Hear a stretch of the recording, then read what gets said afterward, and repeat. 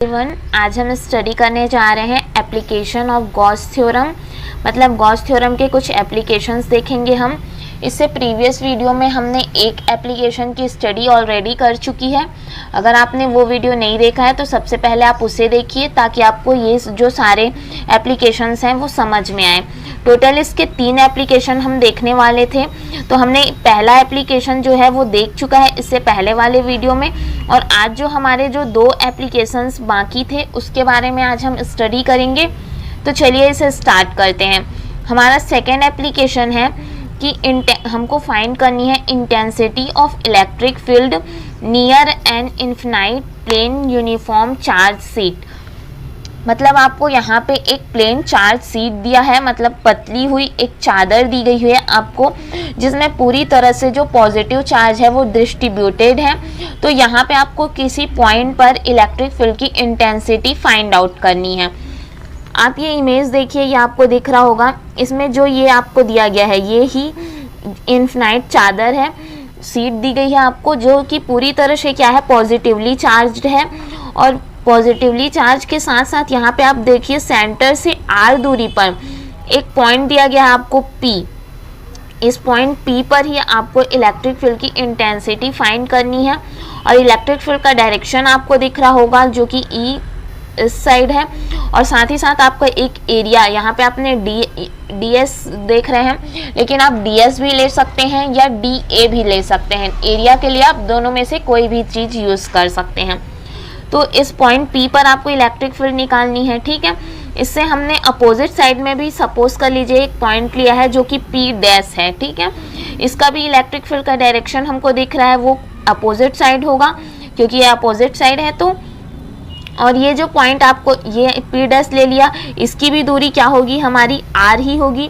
और अगर हम ओवरऑल दूरी देखें, इस P से P डैश के बीच की ओवरऑल अगर हम देखें तो ये 2R होगी। और यहाँ पे जब आपको ये P पॉइंट दिया है, ठीक है, तो यहाँ पे हमको गॉस थ्योरम अप्लाई करना है। तो गॉस थ्योरम जो अप्लाई होता है ये हमने स्टार्टिंग में ही पढ़ा था कि ये क्लोज सरफेस में ही अप्लाई होता है। तो सबसे पहले जो आपको ये पॉइंट P दिख रहा है उसको हम यहाँ पे इसीलिए पूरी तरह से क्या कर दिए, इनक्लोज कर दिए। इनक्लोज ये जो हुआ है आपका, ये इसीलिए इनक्लोज किया गया है क्योंकि गॉस थ्योरम जो है वो क्लोज सरफेस में ही अप्लाई होता है। इसलिए सबसे पहले जो पॉइंट हमको दिया है उसे हम इनक्लोज कर लेंगे पूरी तरह से। तो ये जो हमारा हो गया पहला स्टेप। होप आपको डायग्राम से सब समझ आ रही होंगी बातें। फिर देन हम लिखेंगे कि consider a thin infinite plate sheet whose surface charge density sigma. Surface charge density हम जानते ही हैं कि सरफेस चार्ज डेंसिटी जो होती है उसको हम सिग्मा से डिनोट करते हैं। और ये जो है हमारा, जब हम ये पॉइंट P को पूरी तरह से इनक्लोज किए तो आपको ये एक सिलेंड्रिकल शेप में मिला। ये आपको कुछ इस तरह से मिला है, जो ये हमारा सिलेंड्रिकल वो है सरफेस एक। तो यहाँ पे हम लिखेंगे कि we have to choose a cylindrical Gaussian surface of cross section area A। ये हमको मिल गया सिलेंड्रिकल गॉस सरफेस। अब यहाँ पे हमको क्या बताना है, इलेक्ट्रिक फील्ड की इंटेंसिटी। तो हम यहाँ पे लिख लेंगे कि we have to choose a cylindrical Gaussian surface of cross section area that is A। Next step आपको वही लिखना है कि लेंथ जो है आपका P से P डैश के बीच का जो हमने निकाला है कि 2R है, ठीक है। अब इस कंडीशन में आपको क्या होगा कि जब हम इस P पॉइंट को इनक्लोज करेंगे, ठीक है, इनक्लोज, तो ये हमको सिलेंड्रिकल शेप में प्राप्त हो जाएगा।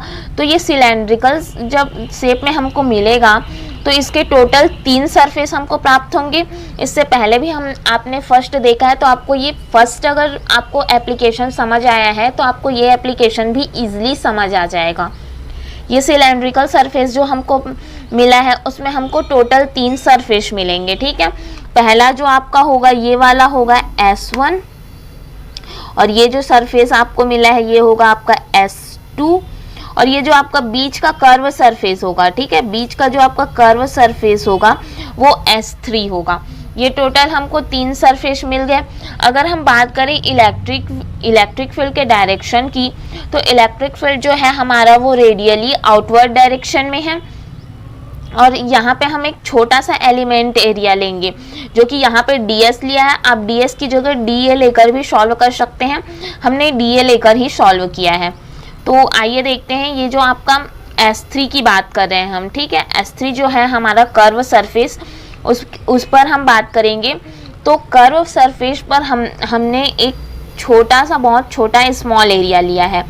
तो यहाँ पे आप देखिए, ये आपका कर्व सरफेस मतलब बीच का हुआ, और यहाँ पे आप कोई स्मॉल एरिया लेंगे। तो सपोज ये स्मॉल एरिया कुछ इस तरह है। तो इसका अगर हम डायरेक्शन की बात करें तो एरिया की डायरेक्शन क्या होगी, ऊपर की तरफ होगी, अपवर्ड डायरेक्शन में। तो ये हो गया हमारा। और यहाँ पे S3 जो है आपका DA जो एरिया है वो परपेंडिकुलर होगा इलेक्ट्रिक फील्ड के। परपेंडिकुलर कैसे होगा, आपको कैसे पता चलेगा, ये आपका इलेक्ट्रिक फील्ड का डायरेक्शन आपको दिख रहा है, इस तरफ है, और वहीं आपकी जो एरिया का डायरेक्शन है वो इस E के क्या है, परपेंडिकुलर है, सीधा ऊपर की तरफ। वही चीज़ यहाँ पे हमने कहा है। तो इस कंडीशन में आपके थीटा की वैल्यू जो होगी वो 90 डिग्री होगी, और जब आप cos 90 रखेंगे तो आपको जो टोटल मिलेगा फ्लक्स वो 0 हो जाएगा। यहाँ पे आप फ्लक्स निकालेंगे, जब फाई E3 हम निकाल रहे हैं, तो यहाँ पे इसके लिए आप क्या करेंगे, EA cos थीटा लेंगे। थीटा की वैल्यू परपेंडिकुलर है, तो इनके बीच का एंगल जो है 90 डिग्री का है। तो इस कंडीशन में आपको क्या मिलेगा, यहाँ पे 0 मिलेगा। अब हम बात करते हैं जो हमारे दो और सरफेस हैं। ये तो एक जो कर्व सरफेस थी उसकी बात हो गई। अब हमारे पास दो सरफेस और हैं, जो कि है S1 और S2, जो कि हमको एंड ऑफ सिलेंडर है। मतलब सिलेंडर आपकी कुछ इस तरह से होती है, और इसका जो बीच वाला कर्व सरफेस है वो हमने निकाल लिया, S3 है वो। अब आपके पास क्या बच गया, एंड सरफेस ऑफ सिलेंड्रिकल, मतलब S1 बच गया आपके पास, और S2 बच गया। S3 हमने फाइंड कर ली, उसके लिए जो हमको फ्लक्स मिला उसका वैल्यू था 0। अब S1 और S2 का कंडीशन जान लेते हैं किस टाइप का है। तो S1 जो है आपका वो पैरेलल होगा E के। अब ये आप समझ लीजिए कि कैसे पैरेलल होगा।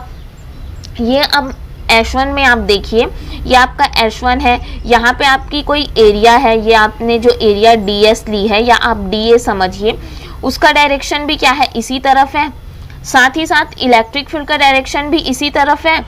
तो जब आपका एरिया और इलेक्ट्रिक फील्ड दोनों का डायरेक्शन एक तरफ है, इसका मतलब आप क्या कह सकते हैं कि आपका S1 जो है वो E के पैरेलल है। उसी तरह जब आप S2 के लिए देखेंगे तो S2 के कंडीशन में भी आपको सेम दिखेगा कि वही जो डायरेक्शन इलेक्ट्रिक फील्ड का होगा वही डायरेक्शन एरिया का होगा। तो इस कंडीशन में S2 जो होगा आपका वो पैरेलल होगा E के। तो यहाँ पे अब हमको टोटल फ्लक्स निकालना है, ठीक है। टोटल फ्लक्स में आप क्या करेंगे, जो आपका S1, S2, S3 तीनों का जो होगा आपके पास स्मॉल एलिमेंट एरिया जो हम लिए हैं तीनों के लिए, उसका हम क्या कर देंगे, इंटीग्रेशन कर देंगे पूरे का। तो स्मॉल स्मॉल एरिया का जब हम इंटीग्रेशन करेंगे तो हमको टोटल सरफेस का मिल जाएगा, ठीक है। तो टोटल फ्लक्स थ्रू सिलेंडर क्या हो जाएगा आपका, फाई E जो होगी हमारी, सबसे पहले हम S1 के लिए कर लेते हैं। तो क्लोज इंटीग्रेशन यहाँ पे कर रहे हैं, तो ये हो जाएगा EDA cos 0। अब यहाँ पे आपको माइंड में आ रहा होगा कि यहाँ पे हमने 0 डिग्री क्यों लिया, क्योंकि आपका इलेक्ट्रिक फील्ड जो है और एरिया दोनों का डायरेक्शन एक तरफ है, कुछ इस तरह से है इलेक्ट्रिक फील्ड और एरिया का डायरेक्शन। तो इस कंडीशन में इनके बीच का जो एंगल वो होगा वो क्या होगा, 0 होगा, इसलिए यहाँ पे आपने cos 0 लिया। उसी तरह अगर हम सेकंड सरफेस मतलब S2 की बात करें तो वहाँ पे भी आप cos 0 ही लेंगे, सेम कंडीशंस, तो उसे ज़्यादा डिफाइन करने की आवश्यकता नहीं है। और थर्ड जो है आपका S3, तो S3 के लिए देखिए हमने यहाँ पे निकाला था जो फाई E3, या आप इसे D फाई E3 भी कह सकते हैं। तो D फाई E3 की वैल्यू हमने क्या निकाली थी, 0 निकाली थी, तो उसको हम डायरेक्ट पुट कर देंगे 0। अब नेक्स्ट स्टेप जो हम देखेंगे तो आपका ये जो 0 वाला टर्म तो आपका पूरा हट जाएगा, S3 आपके पास सिर्फ बचेगा S1 और S2। तो इसमें आपका E जो है वो बाहर हो जाएगा, और क्लोज इंटीग्रेशन में आपके पास बचेगा DA, ठीक। DA का मतलब क्लोज इंटीग्रेशन ऑफ DA का मतलब ये है कि वो जो बता रहा है वो आपका टोटल एरिया को बता रहा है, ठीक है। तो यहाँ पे टोटल एरिया जब आप DA का इंटीग्रेशन करेंगे तो ये आपको क्या मिलेगा, A मिलेगा, और प्लस में आपको a मिलेगा, और a प्लस a आपके पास क्या हो जाएगा 2a, इसलिए आपके पास आया यहाँ पे फ्लक्स E इंटू 2a, मतलब 5e और फ्लक्स की वैल्यू हमको मिल गई 2EA। ये आप इसे सपोज कर लीजिए फर्स्ट इक्वेशन। और सेकेंड इक्वेशन जो हम जानते हैं बाय गॉसेस थ्योरम, जो हमारा फ्लक्स होगा वो Q अपॉन एप्सिलॉन नॉट होता है, ये चीज़ हमको पता है, ये हमें हर जगह अप्लाई करना है क्योंकि हम गॉस थ्योरम का ही एप्लीकेशन पढ़ रहे हैं। तो गॉस थ्योरम हमको माइंड में लेकर चलना है और उसे यूज़ करते जाना है। तो जब आप इक्वेशन 1 और इक्वेशन 2 को यूज़ करेंगे तो आपको क्या मिलेगा 2EA इक्वल टू होगा Q अपॉन एप्सिलॉन नॉट के। तो यहाँ पे अब आप क्या करेंगे, आप E की वैल्यू निकाल लीजिए। तो नेक्स्ट स्टेप में आपकी E की वैल्यू हो जाएगी Q अपॉन 2 एप्सिलॉन नॉट और A। और एक चीज़ हम जानते हैं, एक चीज़ आप क्या जानते हैं कि जो सरफेस डेंसिटी आपकी होती है सिग्मा इक्वल टू होता है Q अपॉन A। ये चीज़ आपको माइंड में रखना है। मैंने पिछले लेक्चर में भी आपको कहा था सरफेस, वॉल्यूम, ये सब डेंसिटी आपको माइंड में रख के चलनी है जितनी भी हमने स्टडी की है। तो ये आपकी सिग्मा इक्वल टू हो जाएगी Q अपॉन A, मतलब यहाँ पे Q का वैल्यू क्या हो जाएगा सिग्मा इंटू A हो जाएगा। उस वैल्यू को आप इस इक्वेशन में पुट कर दीजिए। तो यहाँ पे आप Q की जगह सिग्मा इंटू A कर दीजिए और नीचे आपका एज इट इज़ रहेगा 2 एप्सिलॉन नॉट A। तो यहाँ पे आपके जो A और A है वो कैंसिल आउट हो जाएंगे, तो आपके पास E की वैल्यू बचेगी सिग्मा अपॉन 2 एप्सिलॉन नॉट। ये हो गया हमारा जो इक्वेशन हमको मिला। किस कंडीशन में मिला, जो हमने सेकेंड एप्लीकेशन स्टडी किया, जो हमको पतली चादर दी गई थी उसके लिए, उसमें हमने इलेक्ट्रिक फील्ड की इंटेंसिटी निकाली है, तो वो हमें मिली है ये इक्वेशन जो हमको मिला है, यही उसमें इलेक्ट्रिक फील्ड की इंटेंसिटी है। अब हम जो देखेंगे नेक्स्ट हमारा एक और एप्लीकेशन होगा, थर्ड एप्लीकेशन। टोटल जो हमें 3 एप्लीकेशन देखने हैं, फर्स्ट हमने देख चुका है, सेकेंड अभी देखा, और थर्ड की चलिए स्टार्ट करते हैं। तो थर्ड में हमें क्या करना है कि intensity of electric field due to a uniformly charge thin spherical shell. यहाँ पे आपको एक स्फेरिकल सेल दिया गया है जो कि पूरी तरह से यूनिफॉर्मली चार्ज है। तो यहाँ पे हमको इलेक्ट्रिक फील्ड की इंटेंसिटी फाइंड आउट करनी है। तो यहाँ पे देख लीजिए कि हम लिखेंगे कि consider a thin spherical cell of radius r, जिसका यहाँ पे जो आपको डायग्राम देखिए, डायग्राम में आपको दिख रहा होगा ये उसका जो हमको दिया गया है रेडियस वो कैपिटल R है, और हम लेट कर रहे हैं कि ये जो सरफेस हमको दिया गया है स्फेरिकल सरफेस वो पूरी तरह से पॉजिटिव Q चार्ज से डिस्ट्रीब्यूटेड है, यूनिफॉर्मली डिस्ट्रीब्यूटेड है।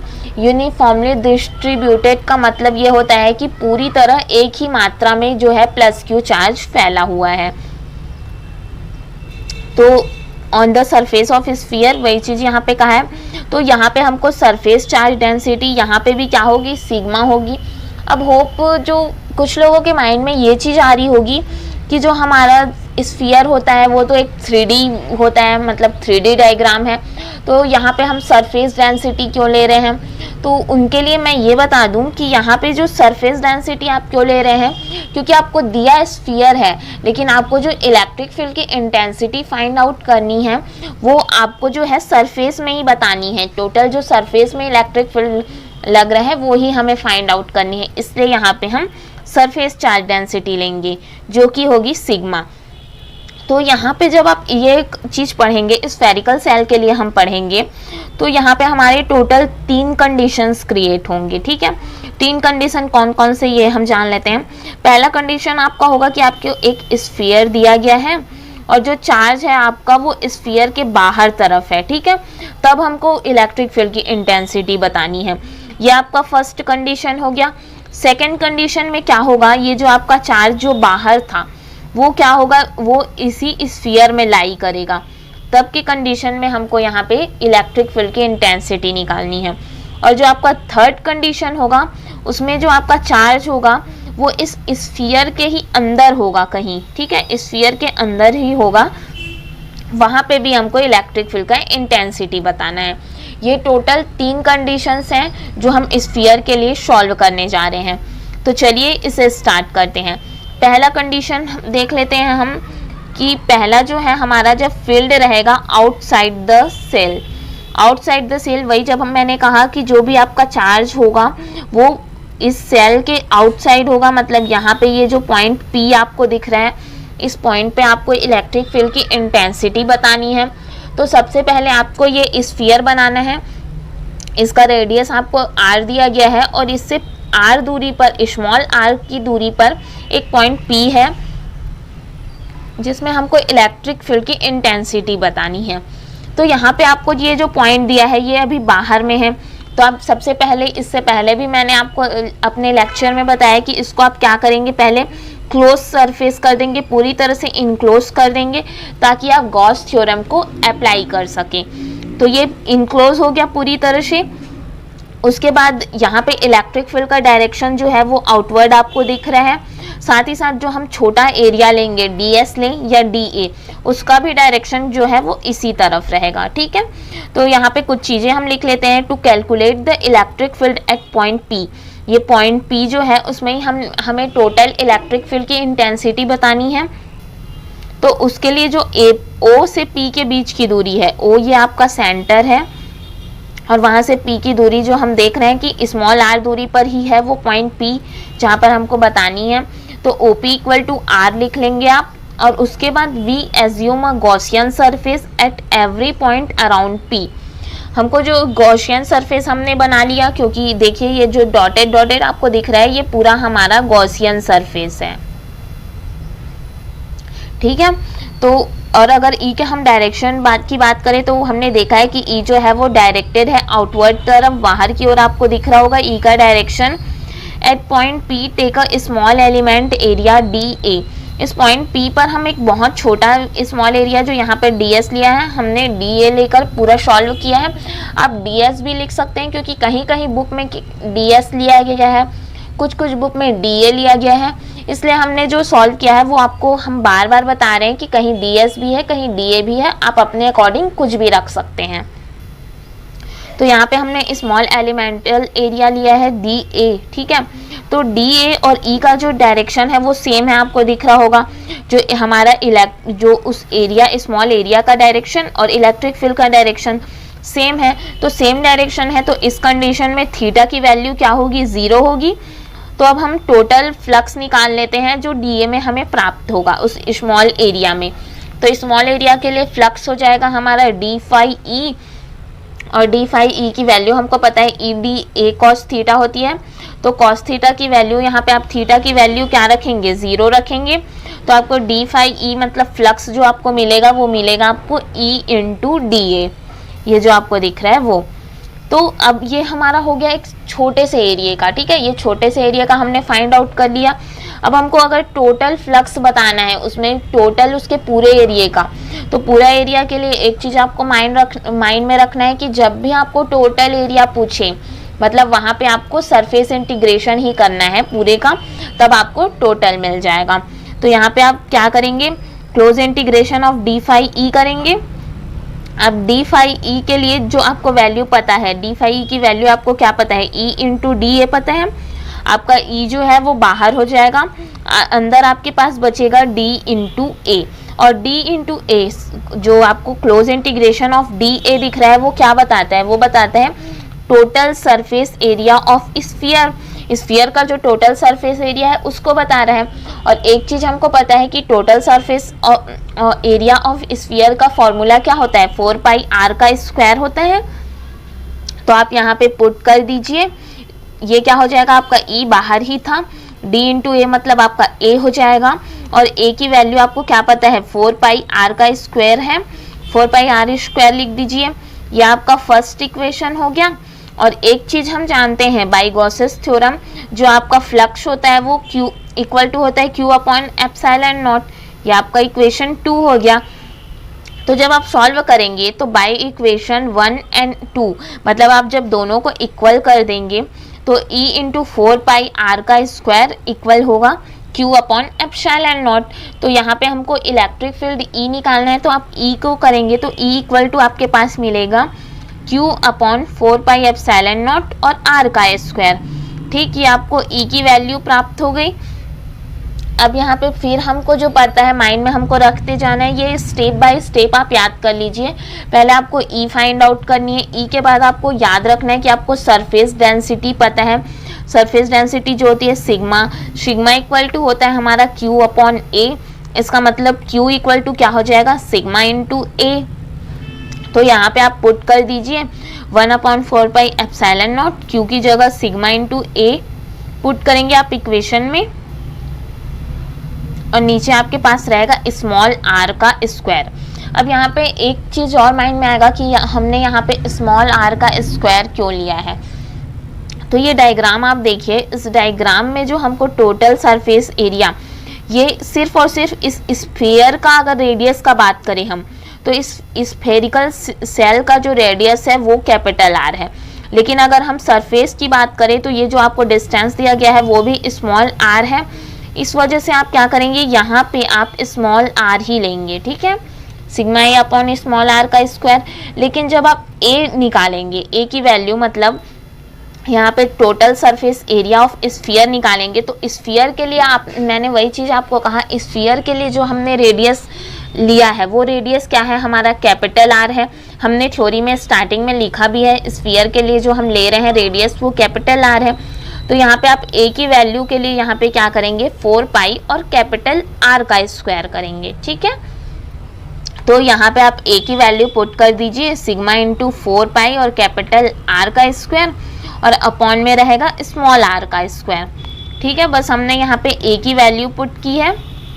तो इस कंडीशन में फिर आपका ये जो 4 पाई है, 4 पाई कैंसिल आउट हो जाएगा, और आपके पास जो वैल्यू बचेगी वो होगी सिग्मा कैपिटल आर का स्क्वायर अपॉन एप्सिलॉन नॉट और स्मॉल आर का स्क्वायर। इसका मतलब आपका क्या है कि जो इलेक्ट्रिक फील्ड है आपका वो इन्वर्सली प्रोपोर्शनल है आर स्क्वायर के।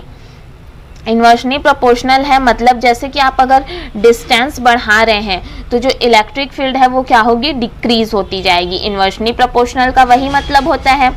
ये आपका हो गया पहला कंडीशन। होप आपको ये समझ आया होगा। पहला कंडीशन जो था उसमें हमने पूरा डायग्राम के अकॉर्डिंग ही किया है, और जो स्टेप हम इससे पहले के एप्लीकेशन में फॉलो करते आए हैं वही स्टेप हमने फॉलो किया है। बस इसमें आपको ये कंफ्यूजिंग आपके लिए इसलिए हो सकता है क्योंकि इसमें आपको कैपिटल आर और स्मॉल आर में कहीं कहीं कंफ्यूजन हो सकती है। इसलिए आपको एक चीज़ याद रखना है कि आपको स्मॉल आर जो बोल रहा है वो आपको पूरे सरफेस के कंडीशन में, पूरे सरफेस के जहाँ पे रेडियस की बात हो वहाँ पे स्मॉल आर लेना है। लेकिन अगर पर्टिकुलर स्फेरिकल की बात होगी, ठीक है, सरफेस की बात ना होकर पर्टिकुलर स्फेरिकल की बात होगी, तो उस कंडीशन में आपको कैपिटल आर लेना है। तो नेक्स्ट हम जो सेकंड कंडीशन जो मैंने आपको कहा था, जब आपका जो पॉइंट चार्ज होगा वो इसके बाहर थोड़ा, मतलब एकदम बाहर ना होके जो उसी के ऊपर लाई करेगा, ठीक है, स्फीयर के ऊपर ही जब कोई पॉइंट लाई करेगा तब की कंडीशन में हम देख लेते हैं कि क्या होगा। तो when point P lies on the spherical shell, तो इस कंडीशन में मैं आपको यहाँ पे डायग्राम बनाकर दिखा देती हूँ। इस कंडीशन में जो आपका होगा, ये इससे पहले हमने जो डायग्राम बनाया वैसा ही रहेगा। ये आपका सेंटर ओ रहेगा और यहाँ से कैपिटल जो रेडियस होगा वो कैपिटल आर होगा, ठीक है। अब यहाँ पे आपका जो स्फेरिकल में ही लाई करेगा कोई भी पॉइंट, तो यहाँ पे आप ये मान लीजिए कि यहाँ पे कोई है, वो स्फेरिकल में कोई चार्ज समझिए या कोई भी एक पॉइंट ले लीजिए जो कि स्फेरिकल में लाई कर रहा है, तो इसकी रेडियस क्या होगी, मतलब इन दोनों के बीच का जो दूरी है वो क्या होगा, तो वो क्या हो जाएगा हमारा, इससे पहले के कंडीशन में भी हमने स्मॉल आर लिया था, तो यहाँ पे भी क्या होगा, स्मॉल आर हो जाएगा ये, ठीक है। चार्ज की दूरी इससे पहले की कंडीशन में भी भले कोई चार्ज या कोई पार्टिकल बाहर भी था, लेकिन हमने क्या लिया था, उसका रेडियस जो है वो स्मॉल आर ही लिया था, और जो स्फेरिकल का रेडियस है वो कैपिटल आर लिया था। सेम वही यहाँ पे भी किया है हमने, ठीक है। ये हमारा डायग्राम हो गया। इस कंडीशन में जो आपका क्या होगा, small r equal to capital R होगा। तो ये जो इक्वेशन हमने इससे पहले निकाला था, E equal to 1/4 pi epsilon naught Q upon r square, तो यहाँ पे आपको क्या करना है, यहाँ पे आपको बोल दिया है कि स्मॉल आर इक्वल टू है कैपिटल आर, तो आप स्मॉल आर का स्क्वायर है उसके जगह पुट कर दीजिए कैपिटल आर का स्क्वायर। और दूसरी बात, आपका Q जो होगा वो जो सरफेस चार्ज डेंसिटी हम निकालते हैं उससे हमको पता है, डायरेक्ट हम यहाँ पे कर देते हैं क्योंकि इससे पहले हमने वही स्टेप किया है, तो होप आपके माइंड में होगा भी। तो Q इक्वल टू क्या हो जाएगा, सिग्मा इंटू ए हो जाएगा। ए की वैल्यू यहाँ पे भी क्या होगी, ये स्फीयर के लिए बात हो रही है, तो ए की वैल्यू क्या हो जाएगी 4 पाई और कैपिटल आर का स्क्वायर।